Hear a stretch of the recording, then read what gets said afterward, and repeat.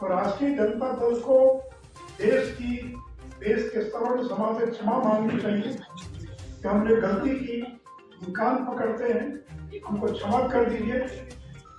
जिस मानसिकता के लोग हैं कि समाज के एक दो वर्गों पर आश्रित लोग हैं और उन्हीं की राजनीति करने वाले लोग, तो जब मौका लगा उन्होंने ऊंची जाति को तो गालियां दी कि जब ऊंची जाति के गरीब लोगों के आरक्षण का भी जब मौका आया उसका भी विरोध करने से और ये लोग भाग लिया है कि आरजेडी ने बहुत बड़ी गलती की है इस बिल का विरोध कर। राष्ट्रीय जनता दल की मानसिकता को लोगों के सामने उजागर करना आवश्यक था। नरेंद्र मोदी जी की सरकार ने संविधान में संशोधन कर ऊंची जाति के गरीब लोगों के लिए 10% के आरक्षण का प्रावधान किया था और इस मामले को सुप्रीम कोर्ट में चुनौती दी गई थी और आज 3-2 के बहुमत से सुप्रीम कोर्ट ने ऊंची जाति के गरीब लोगों के लिए 10% आरक्षण के निर्णय पर अपनी स्वीकृति की मोहर लगा दी है। तो उस समय भी श्री नरेंद्र मोदी जी ने कहा था कि SC, ST और OBC के आरक्षण में किसी प्रकार की कटौती नहीं की जाएगी। यानी जो हम 10% का आरक्षण दे रहे हैं ये SC, ST और OBC के आरक्षण को में बिना किसी छेड़छाड़ किए, बिना किसी प्रकार की कटौती किए और ऊंची जाति के गरीब लोगों के लिए आरक्षण दिया जाता है। आपको मालूम है कि संविधान के संशोधन के द्वारा संविधान की धारा 15 एवं 16 में एक नई उपधारा 6 जोड़ी गई जिसके द्वारा ऊंची जाति के गरीब लोगों के लिए और ये आरक्षण का प्रावधान किया गया। मित्रों, इस अति महत्वपूर्ण संविधान संशोधन विधेयक को जब संसद में पेश किया गया तो राष्ट्रीय जनता दल ने इस संविधान संशोधन विधेयक का विरोध किया। राष्ट्रीय जनता दल ऊंची जाति के गरीब लोगों को आरक्षण दिए जाने के विरोध में राज्यसभा में श्री मनोज झा और लोकसभा में श्री जयप्रकाश यादव, इन लोगों ने इस बिल के विरोध में, इस आरक्षण के विरोध में भाषण दिया और केवल राष्ट्रीय जनता दल ने ऊंची जाति के गरीब लोगों के 10% आरक्षण का विरोध ही नहीं किया बल्कि विपक्ष में मतदान किया। राज्यसभा में 7 लोगों ने विरोध में मतदान किया जिसमें 3 राष्ट्रीय जनता दल के लोग थे और लोकसभा में 3 लोगों ने विपक्ष में मतदान किया जो राष्ट्रीय जनता दल के लोग थे। तो जिस संविधान संशोधन विधेयक का लगभग देश के सभी राजनीतिक दलों ने मन महसूस करी क्यों न हो उन लोगों ने समर्थन किया, वही राष्ट्रीय जनता दल ने ऊंची जाति के गरीब लोगों के आरक्षण का केवल विरोध ही नहीं किया बल्कि विरोध में मतदान करने का काम किया। और आम आदमी पार्टी जो आज गरीबों का मसीहा बन रही है यह वॉकआउट करके चली गई, यानी इसने वोटिंग में हिस्सा नहीं लिया। और मित्रों, जब बिहार सरकार ने बिहार के अंदर सरकारी सेवाओं में और शैक्षणिक संस्थाओं में 10% के आरक्षण का बिल लाया विधानसभा में, ये 18 फरवरी 2019 को, तो राष्ट्रीय जनता दल और माले के लोग वेल में चले, हंगामा करते रहे ताकि बिल पारित न हो सके और बिल का विरोध करते रहे। और नीतीश जी ने उस दिन विधानसभा में ये कहा कि रांची से इनको निर्देश मिला है इसलिए विरोध कर रहे हैं। रांची से निर्देश मिला मतलब लालू जी जेल में थे, लालू जी का निर्देश मिला इसलिए ये लोग और विरोध कर रहे हैं। और अंत में ध्वनि मत से ये बिल पारित हुआ, जबकि विजय चौधरी ने कहा कि सर्वसम्मति से पारित कर रहे हैं, लेकिन राजद के लोग और माले के लोग वेल में आकर लगातार विरोध कर रहे थे। उन्होंने मतदान में भाग नहीं लिया बल्कि व्यवधान पैदा करने का काम कर रहे थे। और मित्रों, 18 फरवरी 2019 के अलावा 29 जनवरी 2019 को जिग्नेश मेवानी के साथ तेजस्वी यादव का दिल्ली में कार्यक्रम था, संविधान बचाओ सम्मेलन। जिस सम्मेलन का आयोजन किया गया था ईडब्ल्यूएस के आरक्षण के विरोध में।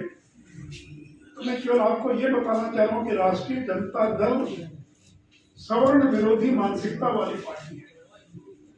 ये राष्ट्रीय जनता दल वही है जो एक समय में कहती थी भूरा बाल साफ। भूरा बाल का मतलब आपको मालूम है, भूमिया राजपूत ब्राह्मण लाल, तो भूरा बाल साफ करो। और इसी मानसिकता का परिणाम है कि इन लोगों ने लोकसभा में, राज्यसभा में और विधानमंडल में भी जब ये बिल पारित हुआ, इन लोगों ने इसका विरोध किया। रघुवंश बाबू चाहते थे कि विरोध न करे पार्टी। उन्होंने कहा भी कि पार्टी ने बहुत बड़ी गलती की है, इसका विरोध करें। आपको मालूम है कि रघुवंश बाबू को किस तरह से अपमानित होकर राष्ट्रीय जनता दल से एम्स के बिस्तर से उनको त्याग पत्र देना पड़ा। इनके पार्टी में जो गिने चुने कुछ सवर्ण नेता थे, रघुवंश बाबू जिसमें थे, उनको इन्होंने अपमानित किया, उनको इस्तीफा देना पड़ा। दूसरे बड़े नेता जगदानंद सिंह पता नहीं कहाँ हैं, 1.25 महीने से लापता हैं, ऑफिस नहीं आए, कार्यभार ग्रहण नहीं किया, पता नहीं उनका क्या होगा। तो 2 बड़े नेता जो उनके पास थे, उन दोनों को इन्होंने और अपमानित करने का काम किया। और मित्रों, ये कांग्रेस पार्टी जो है, ये कांग्रेस पार्टी शुरू से सवर्णों की राजनीति करती रही। लेकिन कांग्रेस का ये हाल था कि जब नरसिंहा राव देश के प्रधानमंत्री बने, उस समय 25 सितंबर 1991 को नरसिंहा राव की सरकार ने ऊंची जाति के गरीब लोगों के लिए 10% आरक्षण का प्रावधान किया। लेकिन 2 साल के बाद सुप्रीम कोर्ट ने इसको खारिज कर दिया। और खारिज क्यों किया? एक 4 लाइन का ऑफिशियल मेमोरेंडम करते एक सर्कुलर निकालकर 10% का आरक्षण दे दिया। सुप्रीम कोर्ट ने खारिज कर दिया कि नरेंद्र मोदी की सरकार ने जब 10% का आरक्षण दिया तो बाकायदा संविधान में संशोधन किया। कोई 4 लाइन का आदेश पत्र निकाल कर आरक्षण नहीं दिया। दोनों सदनों में बिल आया, बिल पारित हुआ, संविधान में संशोधन कर ऊंची जाति के गरीब लोगों को आरक्षण दिया। उसी का परिणाम आज सुप्रीम कोर्ट के अंदर जब इस बिल पर फैसला आया तो बहुमत के साथ सुप्रीम कोर्ट ने अपनी स्वीकृति की मोहर लगा दिया और कहा कि आर्थिक आधार पर भी आरक्षण दिया जा सकता है। सुप्रीम कोर्ट ने यह कहा कि 50% की सीमा को आगे भी बढ़ाया जा सकता है। और सुप्रीम कोर्ट ने कहा कि यह जो संविधान का मूल ढांचा है, ये उसका उल्लंघन नहीं है।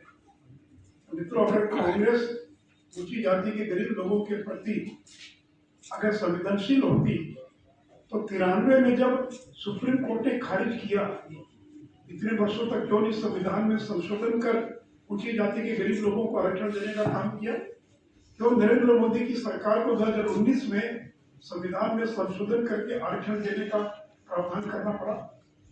इसलिए मित्रों, जहाँ एक और नरेंद्र मोदी की सरकार अनुसूचित जाति, जनजाति, पिछड़ा, अति पिछड़ा, उनके आरक्षण, उनके हितों के लिए काम करे, वही ऊंची जाति के गरीब लोगों के हितों में भी और काम करे।